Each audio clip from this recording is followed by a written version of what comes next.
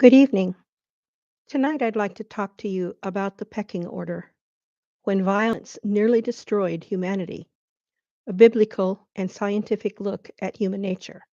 And I know, we're not supposed to talk about religion and politics, but I promise to go lightly.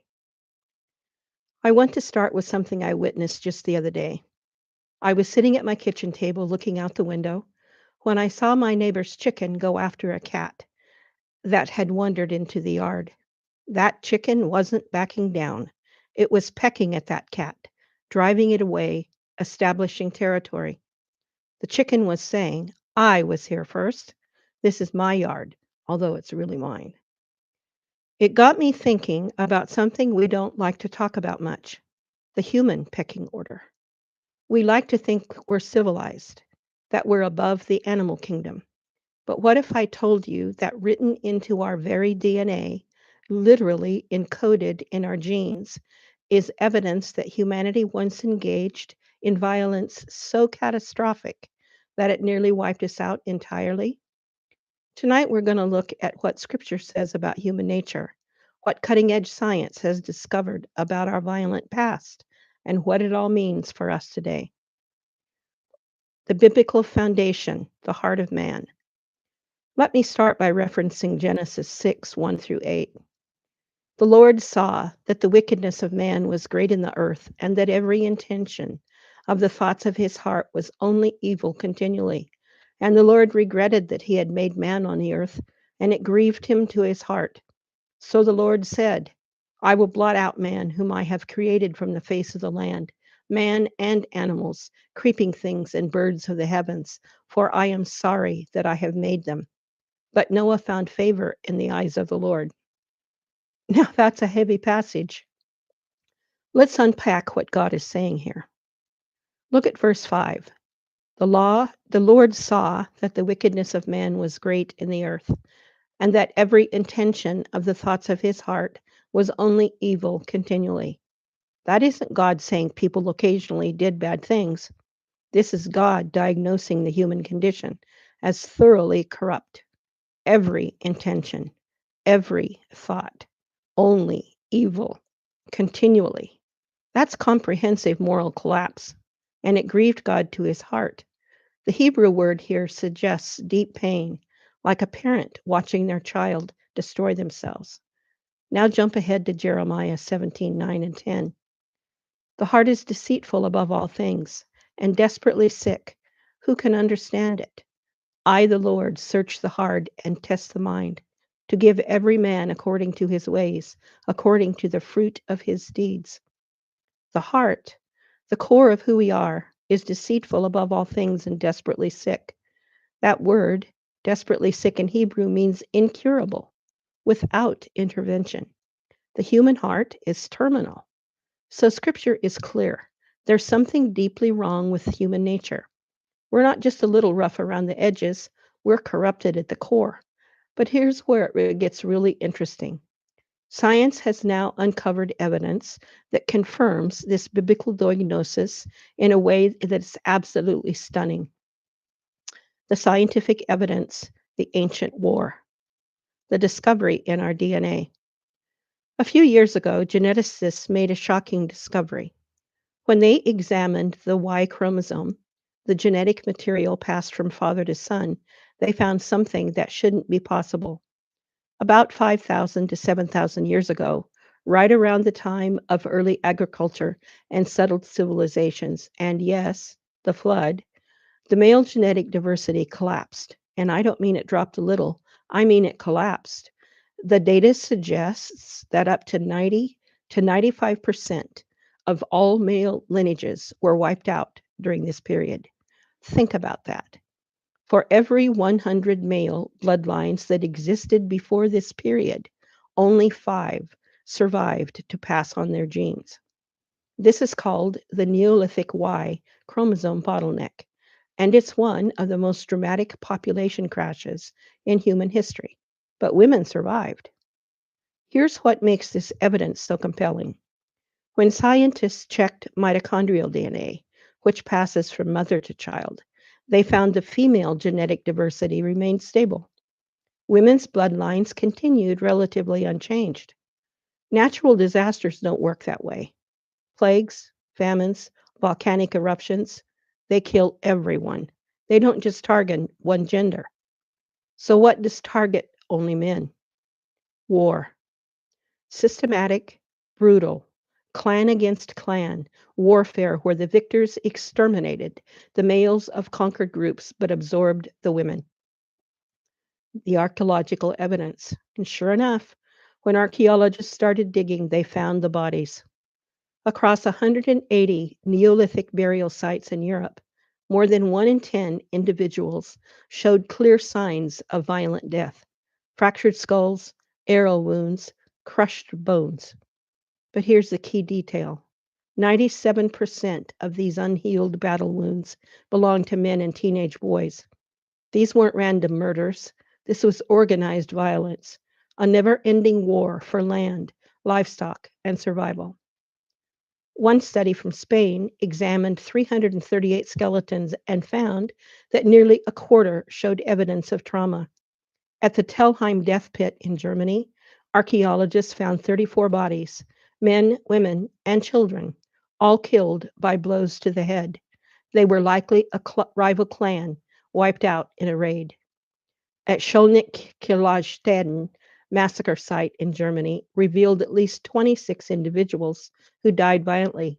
The bones show signs of torture, shattered legs that indicate they were deliberately crippled before being killed.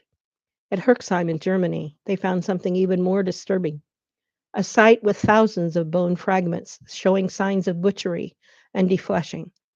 Whether this was ritualistic or cannibalistic, we don't know for certain, but it does point to extreme violence. Here's what scientists believe happened. As humans developed agriculture, everything changed. Hunter gatherers had been mobile, living in small bands where sources were shared. But farming meant staying in one place. It meant property, land, animals, stored food. It meant something worth fighting for and something worth stealing.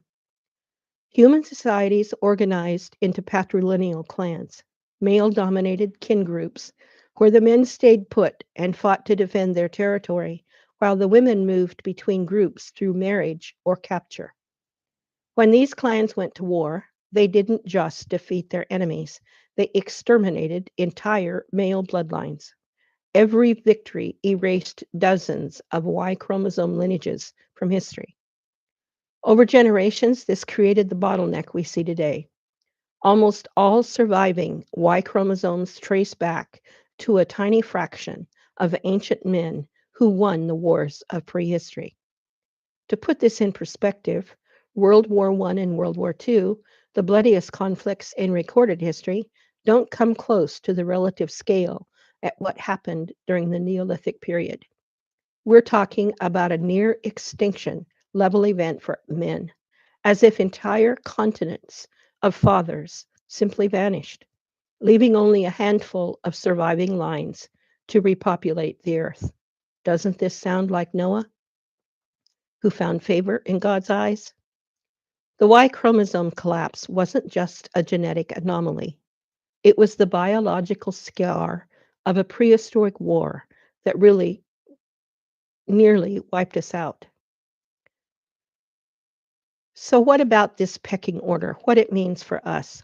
Remember that chicken pecking at the cat? That's pecking order in its purest form.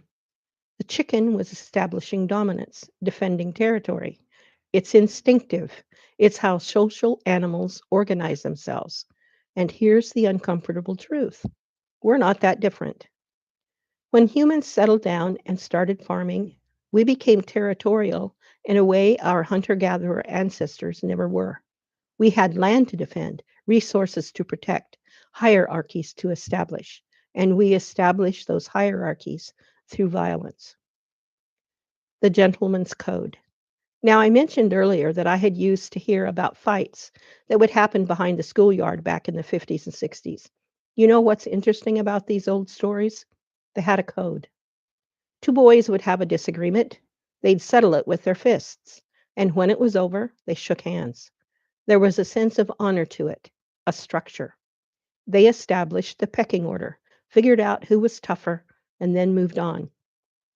I'm not saying those fights were good or that we should encourage them, but there was something there, a recognition that conflict needs boundaries, that even in violence, there can be rules, that after the fight comes reconciliation.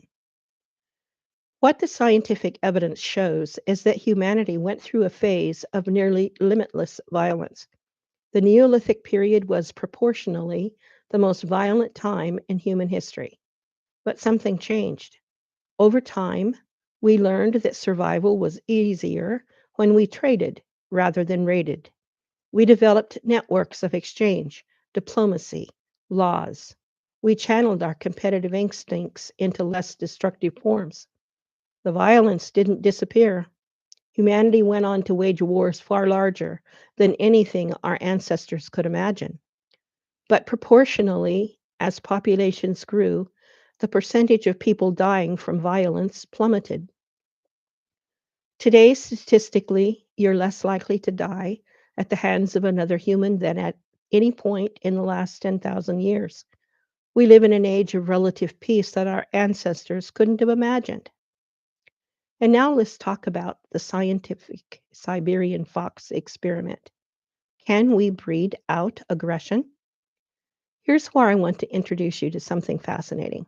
Some of you might be thinking, well, if we can manage violence through laws and social structures, can't couldn't we eventually evolve past our violent nature? Couldn't we breed out aggression like we do with animals? It's a fair question, and there's actually a remarkable experiment that speaks to this. In 1959, two Soviet scientists, Dmitry Belyaev and Ludmila Trut, started an extraordinary experiment in Siberia. They wanted to witness the process of domestication in real time. They took wild silver foxes from fox farms in the USSR and began breeding them, selecting only for tameness.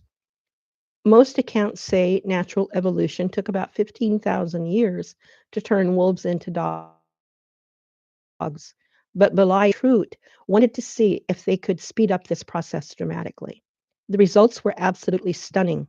Within just a decade, 10 years, these foxes started looking and acting like dogs. They developed floppy ears, curly tails, and piebald spots. That means white on them instead of the silver and black. They wagged their tails. They sought human companionship. The aggressive, territorial nature of wild foxes was being transformed before the scientists' eyes. Today, after 56 generations, that's only about 60 years, these foxes are as tame as any lapdog. They're affectionate, friendly, eager to please. Along with these physical changes came genetic and behavioral changes as well. The foxes became increasingly interested in human companionship with each generation. Ludmila Trout, who has been the lead scientist on this work since Belaya's death in 1985, has dedicated her life to this research.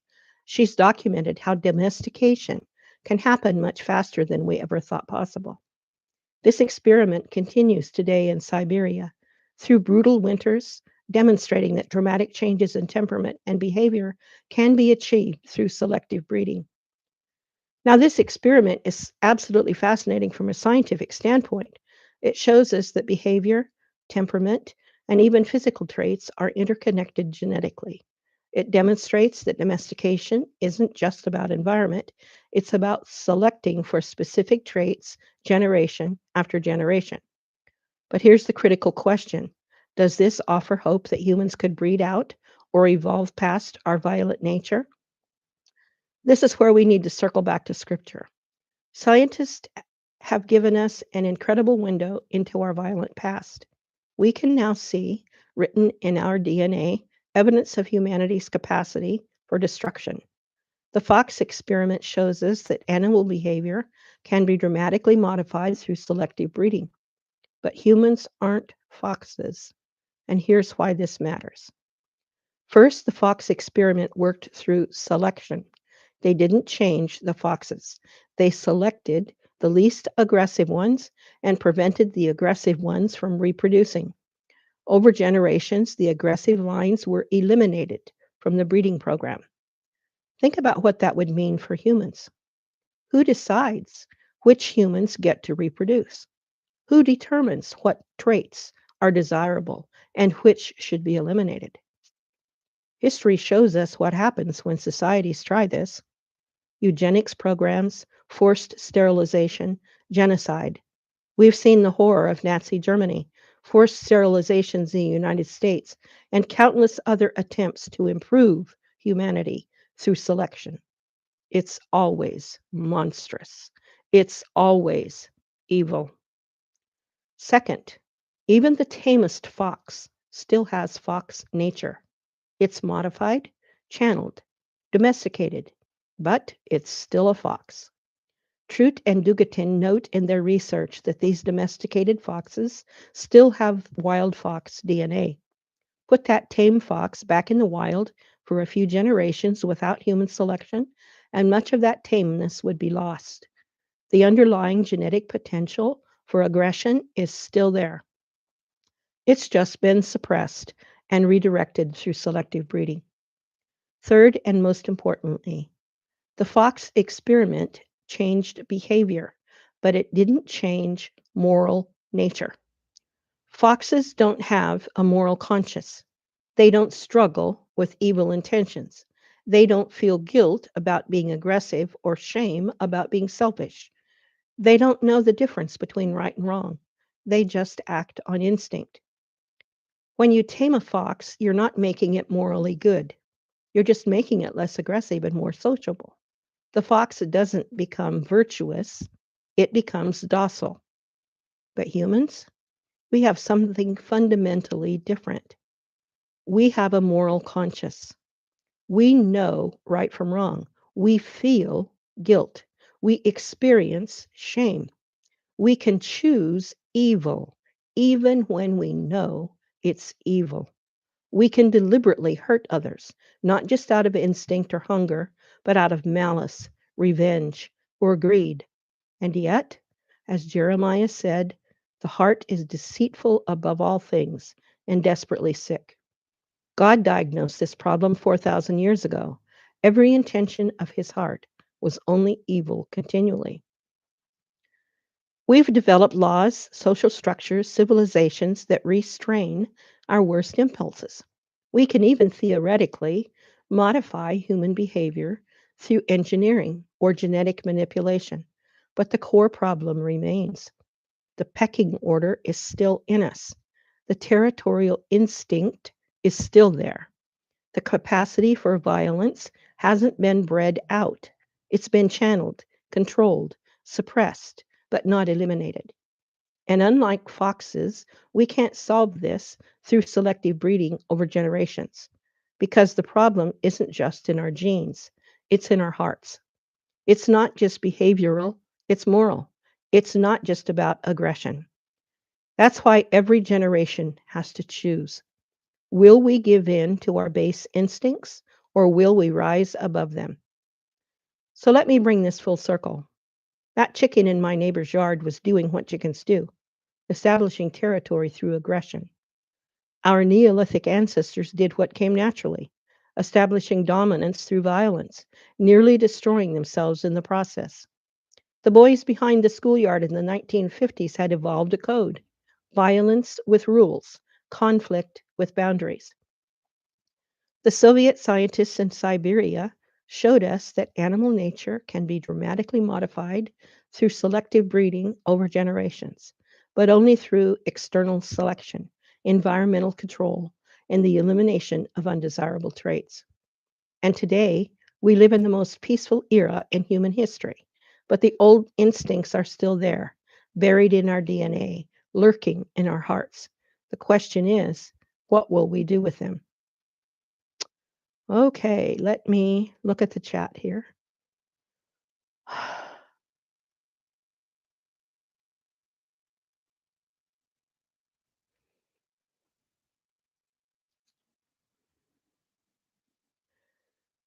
Gail PR says, do all humans have a moral conscience? I would say yes. However, through environment and conditions that they were raised in, that moral um, conscience can be seared and cannot work properly, and definitely is into uh, stealing what you want, killing for what you want, as opposed to earning your own way.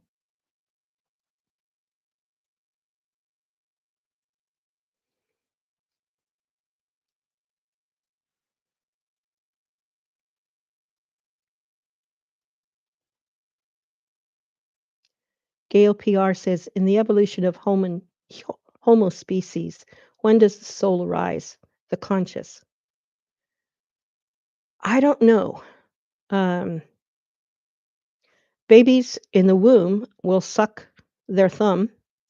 In fact, when some of them are born, they have a callus on their thumb, and you almost have to tie their hand behind their back for years to get them to quit doing that. So, whatever we get used to doing uh, sort of sets us in stone. If we had horrible parents or didn't have parents and were at the mercy of the system, uh, which does take care of children, but there doesn't seem to be much love in it, uh, it's hard to turn out well. My kids told me one time, my oldest daughter said, Mom, where did we get common sense? I've got friends and they make the silliest decisions, and it's like they have no common sense. And I said, well, that's probably true. Uh, it's hard. It's hard to make the right choice when everyone around you is not. I encouraged my kids to marry and date only people that were like them. I don't mean color. I don't mean money. I mean education and desires and aspirations and all of that. Because when it all comes down to it, and you're sitting around the table at Thanksgiving or Christmas, and everybody's fixing on fighting, and they do that, don't they? Uh,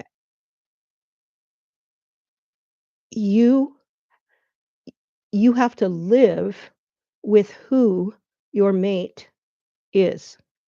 So if you are unhappy and cannot coexist with their education or with their mode of living, um, no matter how much you love them, no matter how much you got the hots for them, it will not work. They have to be more like you. So I hesitate to say we should be more like the foxes, but we should look for mates and friends who are not violent and who are productive, who are happy. And how in the world, the way it is right now, do you find those kind of people? There aren't very many of them. Thank goodness for the internet, because you can put feelers out and people can be drawn to you and respond to what it is you believe and what you're trying to say. And you can build a life. It's like playing Lincoln Logs. If your logs don't link together, um, you really can't build a barn or a cabin or anything else. One good breath and it's all, knocked down. So building blocks, education, family, aspirations, those sort of things that make you what you are will pass on to your children. So choose wisely.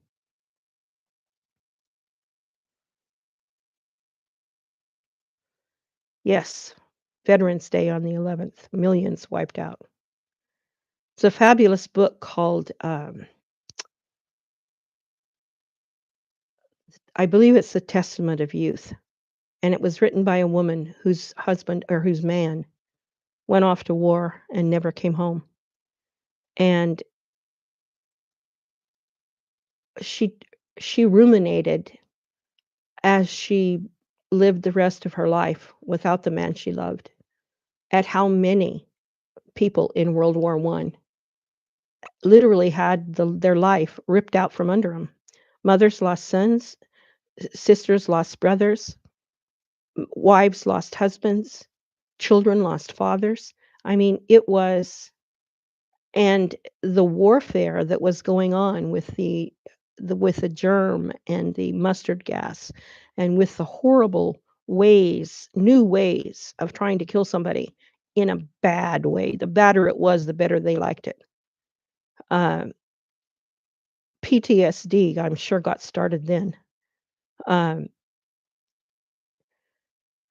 I'm not a man, and I've never been to war, and I've never been to boot camp or whatever.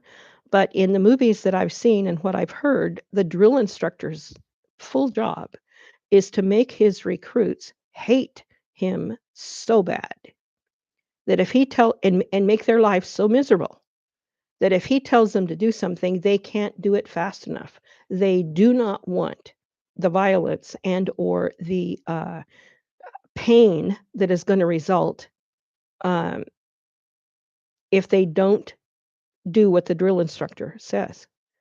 But when you think about it, that has to be the way it is. You have to train for war. So when your commanding officer tells you to do something, you don't question, you grab your gun and go do it. Um, War is hell. It is terrible to think of what has happened to men who have to go to basic training and have to go to war, have to go learn how to hate and kill. It's a horrible system. It really truly is. But what are you going to do when somebody bigger and stronger and meaner than you comes along and is going to beat you, rape your wife, take your kids, destroy your life? You have to fight back. Well, you have to know how to fight back. Um, I'm glad I'm a woman that I don't have to learn how to do that. Um, my son was pretty much raised without his father. And someone told me one time that he turned out pretty good for having a mother raise him with and not a father. And actually, he did. But he was a people pleaser. He is a people pleaser. He's a deputy sheriff in eastern Idaho. And he, when the kids were little, uh, I was working for the state. And the cheapest babysitter I could afford was to buy swimming lessons at the pool down the street. So every summer they had swimming lessons. So all three of my kids could swim like fishes. I can't swim. I have a deviated septum and I never could get a deep breath to feel confident by putting my face in the water and blowing it out. I could not do that. But I wanted to make sure the kids could swim.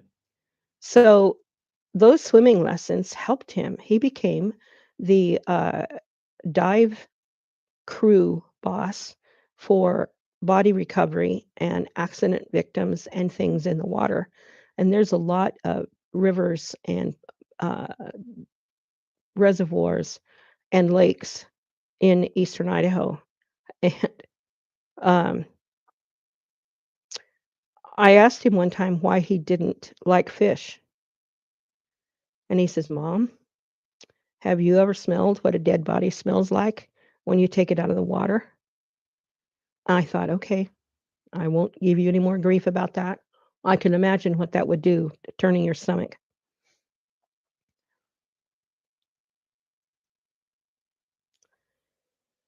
Okay, enough doom and gloom.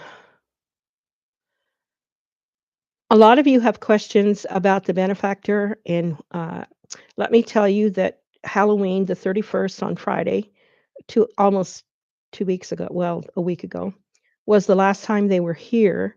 They're coming back again this coming Thursday, and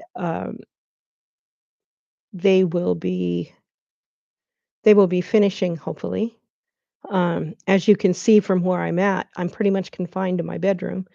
Um, I am surrounded by food and clothing and books and there's a path through the middle of it, and I can walk through it carefully. Um, but it will be nice to get my house back. The men are very good workers. Some of them even speak English, which is just absolutely wonderful. Um, and if they see something that needs to be done, they do it. They don't wait to be asked. I'm sort of amazed. Um, they gave me a tile floor in the bathroom. That would not have been my choice. I would have preferred linoleum or vinyl because tile floors are cold on the tootsies, but that's okay. It's beautiful. And this week I will be painting a beautiful chair that I was given uh, that already has a gorgeous seat upholstery that will go beautifully in the bathroom with the tile color that they chose. And so I will paint that chair. And I have a couple of chevettes, which are the French word for nightstands. And someone had previously painted them, but they painted them incorrectly, and they covered all of the surface. And you can't shut the drawer. You can't put the drawer in or shut it. So I have to remove all of the paint and start over. I was lucky enough to find 4 beautiful Henry II Revival walnut chairs with cane seats that I'm going to experiment with. I don't know whether I need to put more walnut stain on it or just give them a coat of what's called Osmo, which is a penetrating oil sealer, which really brings out the beauty of the wood. So I really like walnut. So I will, in fact, I would almost say they're black walnut. That could come from the stain. Anyway, I got those 4 beautiful chairs for 30 euros. Bargains are amazing in France. Um, there's some really good bargains to be had on Facebook Marketplace. Although where I am, I usually have to drive a long ways in the direction of Montluçon or Limoges, or sometimes even up to Orléans or Tours to get something. But I will be showing you the beautiful Singer sewing machine 66 treadle that's in a cabinet. And I brought all of my Singer low shank uh, feet for my sewing machine because I knew I could get a Singer here in France. And the neat thing about low shank Singer feet is that they also fit my Elna electric machine. And so I have purchased some curtains that match my hippie bedspread, and I'm going to be adding a line of soutache braid to echo the black trim in the bedspread. Although I must say, some people's idea of antiquing is just off the charts crazy. This is a lamp that when I bought it, I didn't really look closely at it. I bought it because it was basically a scroll, a black metal scroll, and that also would go with the black scroll lines in the bedspread. But when I actually got the 2 lamps, oh my goodness, it looks like somebody has sprayed some sort of paint, and while it was still sticky, they threw um, sand at it, and so there's this horrible ucky thing. I'm going to have to get a Dremel tool on the end of my drill and see if I can scrub off. I can't afford to have them sandblasted, but that's the type of technique that needs to be done to get rid of that, whatever it is. And then I'll paint them plain black. The benefactor is the one who planned out the work. He interviewed me, and asked me some questions and uh, sent a representative to walk through the house and see what's here. But I am absolutely not complaining. Beggars can't be choosers, and they are doing such a good job. Um, the work that still needs to be done on the first floor is to install sheetrock on the rails that have been applied to the beams. And it's funny. France makes a lot of, I'm going to call it mud buildings. Um, they take pieces of wood and straw and mud and wrap them together into brick-like looking things, and then they stuff those between the beams in the ceiling and under the floor, and it is exceedingly uh, insulating. It really helps with sound and with warmth not escaping. Um, my second floor in the attic, that is such a dream space, had already had that sort of thing done to it. Um, but I can look at this ceiling and I can see that all of that mess and all of that mud and dust and dirt has been removed from the ceiling and floor, and it's left the white stripes of the plaster. So they are going to. Uh, I would have put thin sheets of aluminum, not aluminum, metallic-based foam insulation underneath the um, like anyway between the beams, and then I would have covered that with plasterboard and batten, which holds everything together, and then painted it white and left the beams plain. But that's not what they're going to do. That's okay. I am happy to get nice insulated floors, and yeah, as I said, they are doing a very good job. This room that I'm in, you can see, like right here, that the plaster next to the uprights is chipping away and needs to be refinished slightly next to the beams. And I will paint the beams a very pale, creamy white, um, and then the walls will be more cream.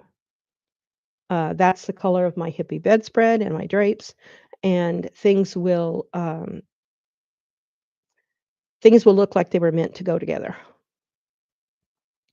No, I do not have to pay anything to the benefactor. So, again, I am happy. I don't need an air purifier. Believe me, there's enough drafts in this house. There is no such thing as stagnant bad air. Um, I've lived here this is going on the third winter. I've never seen my breath in the house, even without heat, ever. So it's really not that cold here. And as long as I stay out of the draft, and you'll see my shawls, um, it keeps the draft down.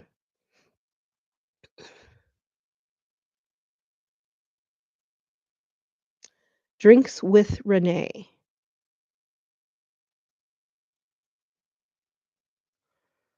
I haven't seen any wild boars.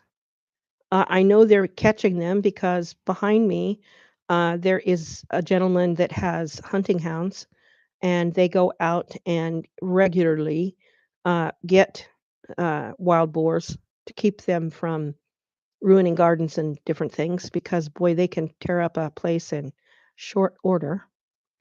Um,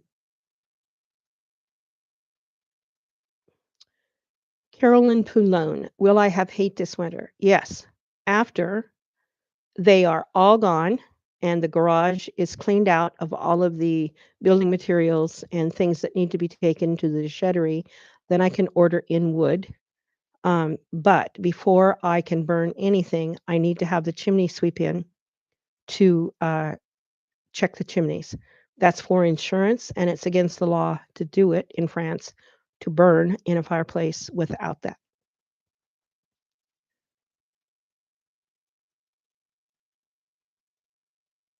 Yes, my Amazon wish list is still active.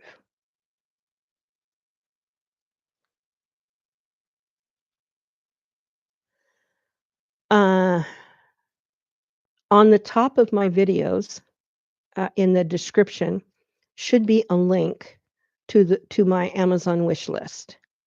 And boy, I must tell you, there is one particular guardian angel who has just about cleaned out that Amazon wish list and has sent me many, many items.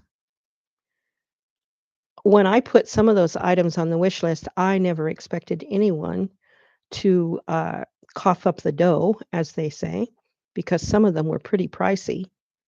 And yet, those are the ones that have been purchased. So I don't know. Anyway, there are no earthquakes here, which is surprising because Clunia sits at the top of the northeast corner of the Massif Central, but that's mostly granite. But granite is a volcanic rock, an igneous rock. To the east of me, yes, to the east of me toward the Alps are a line of volcanoes. And there is a very interesting church in Clermont-Ferrand that is black. The stone is volcanic black stone, and it looks like something that would be in a Harry Potter movie. It is a beautiful building, but it is as black as the ace of spades. It is so interesting to see that. When you go toward Paris, uh, around Tours and Orléans, you see the Le Chartres Cathedral, and that is a beautiful white granite, um, absolutely gorgeous. Uh, most the church in this town in Cluniac, the chapel is white. I haven't really looked at the stone to see what it is, but it's a beautiful white stone. But the big church in the square is a very dark gray stone.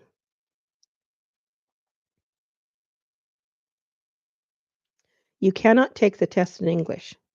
You can only take your driver's test in French.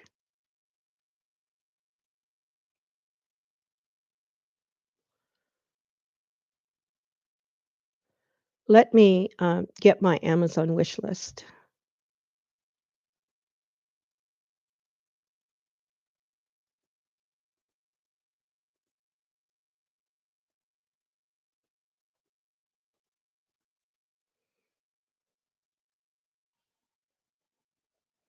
And of course, you have to use your phone to get a code so that you can get into your stuff.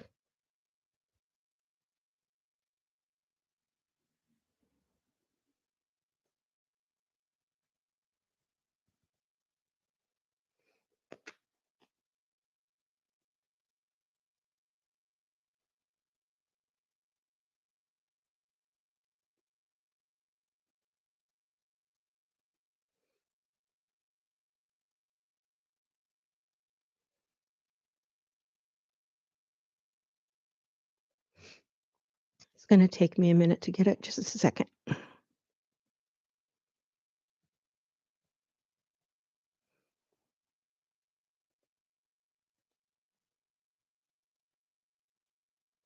What's the weather been like where most of you are?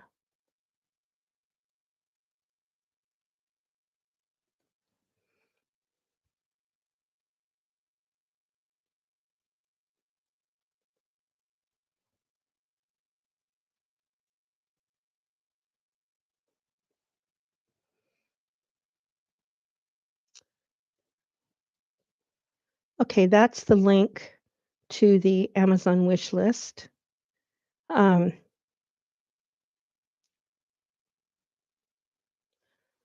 Yes, I will be gardening in the spring.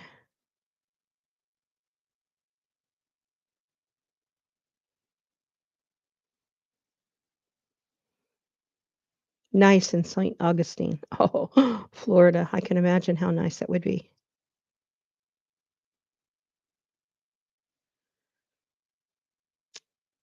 Cruz is smack dab in the middle of France, and that's the department, like the name of the state. And to the northwest of me was a village that the Germans in World War II killed every man, woman, and child in the village and just left them on the ground. And the French were so appalled that they came in, buried the people, and never touched the village. So it is rusting away, crumbling away. They haven't done anything. It is a tourist thing to go look at, and it is definitely an example of what man's inhumanity to man can do. The French chose to use that as an example.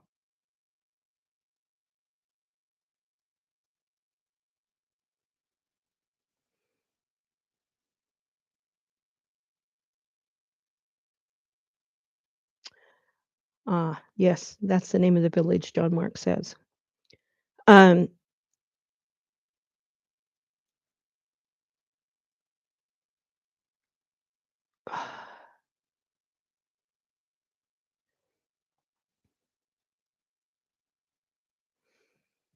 I think my kids know where I'm at. Uh, I don't know if they know about the YouTube channel. Um, if they do know about it, they've not made any comments. Um, Simply Idaho on here is one of my shirt tail cousins, and she doesn't really move in the circles that my kids are in, but she's promised me she won't say anything to them should she bump into them. It will be interesting to see what happens if and when they do discover it. Uh, oh boy.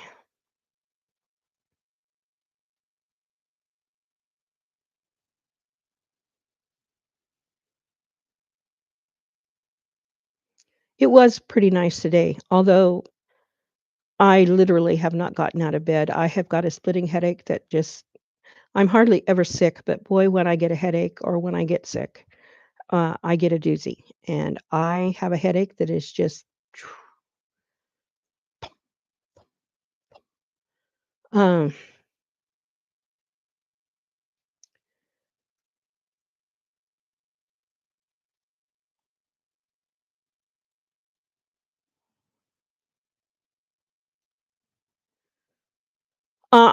another thing the Nazis did was the arsenal, which was a facility that made guns. uh, and has made guns for hundreds of years because in as a French colonial reenactor in America, the a lot of the guns that the reenactors had were tools, Tulle. When the Germans came in, they went to the arsenal and they killed all of the men in working in the plant, just mowed them down. That's south of me, and I think it's still in the cruise.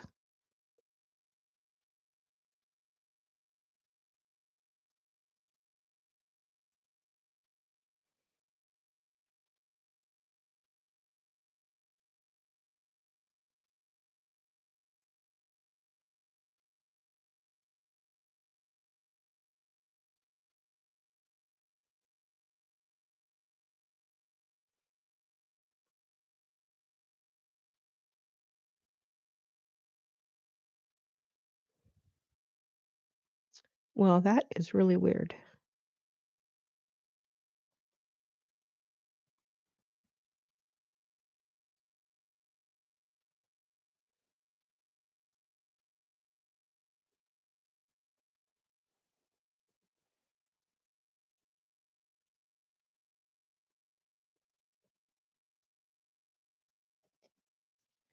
This link works for me.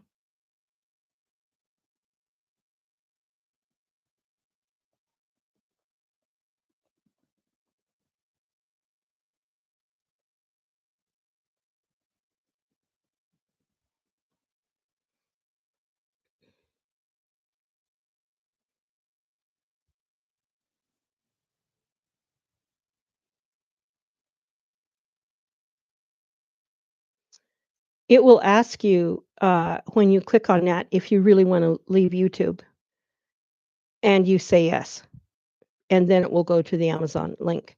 Um, YouTube is really persnickety about keeping you on the YouTube platform as long as possible.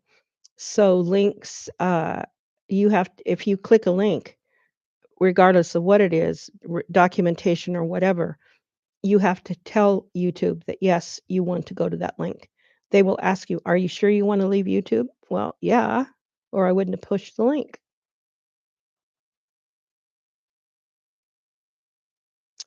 Yes, the stairwell, has been finished from it's not finished.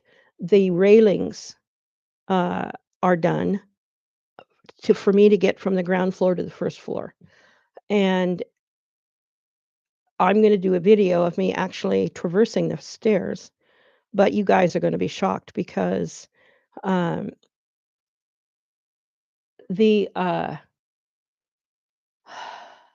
the lipedema that I suffer from has creates, strange, hard, um, fat deposits in the muscles and next to the muscles, and as a result, my, uh it's very difficult for me to move and bend, etcetera.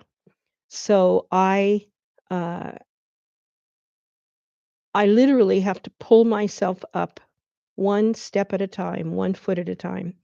But I did take, the advice of one of you, and I wear yoga socks when I go upstairs. So basically, I'm barefooted.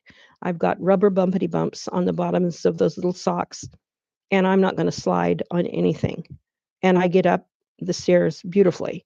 I also bought another cane, and it hangs on the top of the, stairway so that when I get there, I have another cane for the first floor and other shoes, I can just step right into them. Um,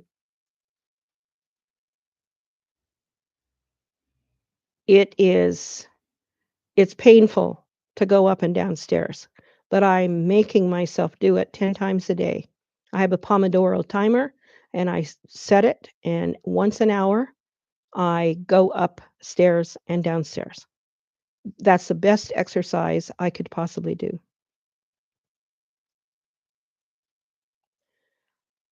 I can get wrapping around my lipedema, uh, and I do have some leg wraps. I do have a leg compression pump. However, it's on the fritz, and I need to go into Garay to a durable medical supply company and get them to either fix it or replace it or whatever. So that's not, video is frozen. Is that true? I hope not. Can someone else tell me if the video is frozen?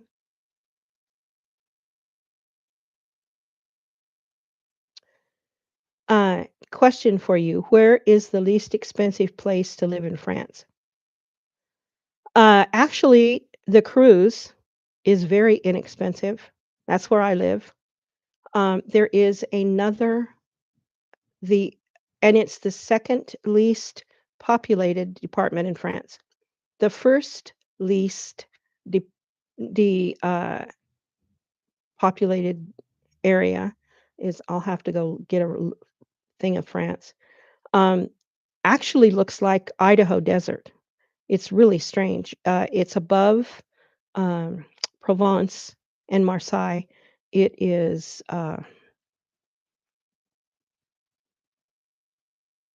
it was really interesting to see.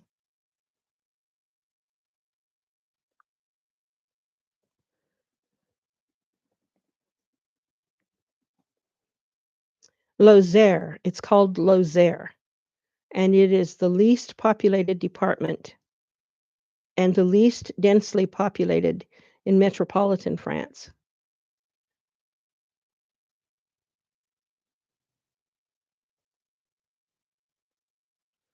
Um, it is really a beautiful place, but it is definitely, and it looks like it's one, two, three. It is three departments south of me, just above Marseille.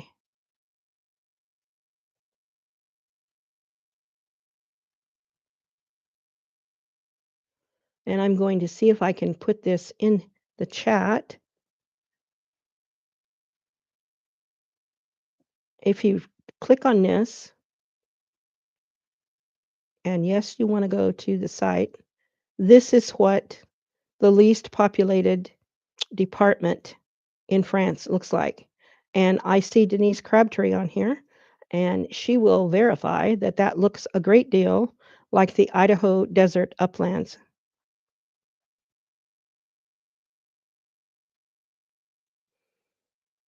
I lived in Shoshone, Idaho, and Jerome when I was younger. I lived in Burley and Boise and McCammon. So basically, both sides of the state and smack dab in the middle again. I seem to go for that. Um,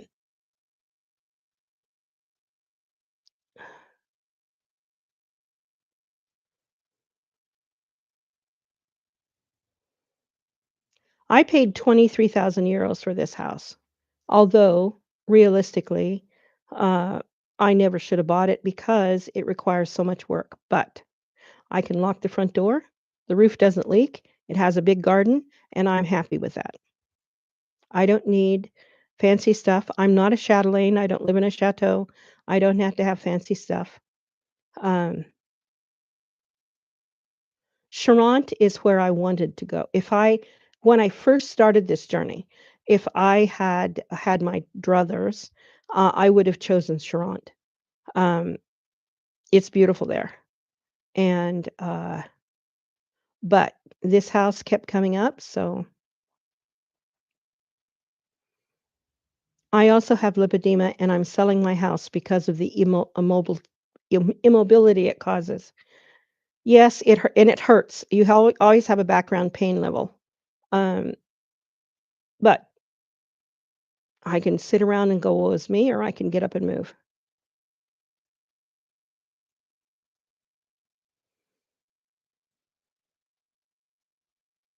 Yes, Denise says sky and geology very Idaho desert looking. Missing sagebrush. Although I did find another picture that had something that looked like sage. I don't know whether it is or not. Probably the Mediterranean variety of whatever it is. Kinesio tape would not work for me. It's not strong enough. Um, in 2016, my husband and I were living on Adak Island in the middle of the Aleutians on an old Navy base. And we bought two duplexes. So we had four housing units for $5,000. They were beautiful officers' housing units. They were in good repair, etc. But they didn't have services. So we were looking for fittings to make the hot water heater work. And I came up to a door and pushed on it, and the door was stuck. And as I leaned against it, the door swung open, and I went through the doorway and fell through the floor because the floor on the other side of the door was ruined with water. And I fell through to the joists and bummed up both knees. And so, and I didn't know that I had lipedema at the time. So I have that to deal with too. That is an ongoing kind of my knee. Someone said, "Well, you don't need a walker or a cane." Yes, I do. My right leg uh, collapses. The knee collapses. And if I were ever to fall on the floor, boy, that would be, if I didn't have a stairway to wiggle myself over to and kind of use my arms to get onto the stairs so I could get my legs under me and stand up, I would be in trouble.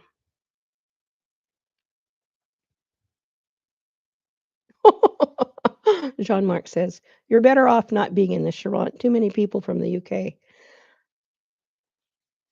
I hear bad things about Americans. I hear bad things about Brits. Um, Somebody from America, I don't know who, and it could be a follower of this channel, I don't know yet, bought the blue house across the street that also owns the bread shop.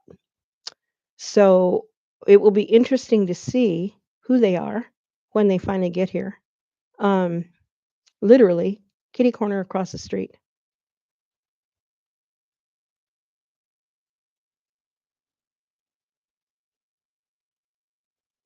Wouldn't it be fun if we got a whole bunch of people from America living here in the middle of France, smack dab in the middle of France? They would know what hit them, would they? Especially if y'all come from the West, because then you'd be like me.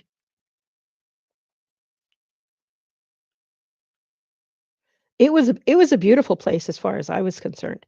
It did have a leak in one of the. There was a small leak in the attic, but as far as I could see, that was the only real problem. A lot of elbow grease and paint would have made that house very livable. And with the room in the front that could have been a shop if you wanted to, or a small exclusive restaurant. Um,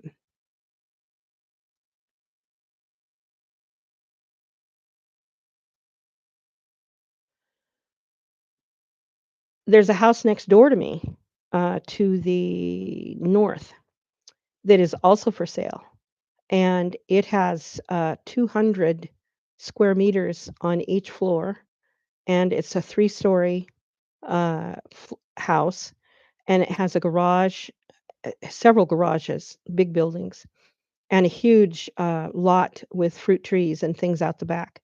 Marvelous. The man who lived there and is selling it is going back to Britain because some French official insulted his wife and she refused to come back. His plans were to put a garden out the back and redo the parking so that people came in from the back as opposed to on the street, and walked past the beautiful vegetable garden as they came into the restaurant. And he was going to cook, uh, would have been British food. But anyway, that was his plan for the place. It is absolutely marvelous. It is a great place, too.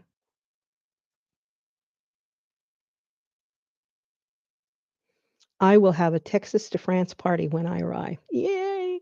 Yes.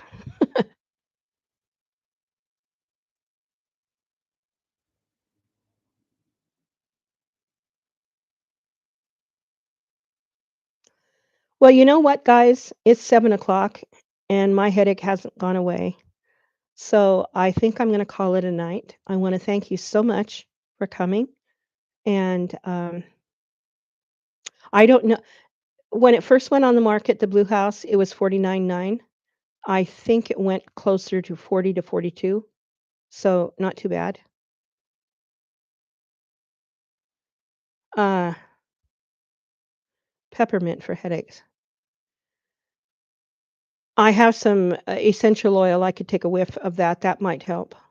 But I finally broke down and took some aspirin. I mean, it was just was awful. But like I said, it doesn't happen very often. And I just go to bed and drink lots of water, and that seems to get rid of it. Anyway, thank you so much, guys. Uh, Thank you for putting up with me. And there will be, God willing, a video sometime during this week. It will either be on cooking or redoing my furniture to move up to the first floor, or possibly, if I'm lucky, both. But thank you again. I love you guys. Bye bye. A biento.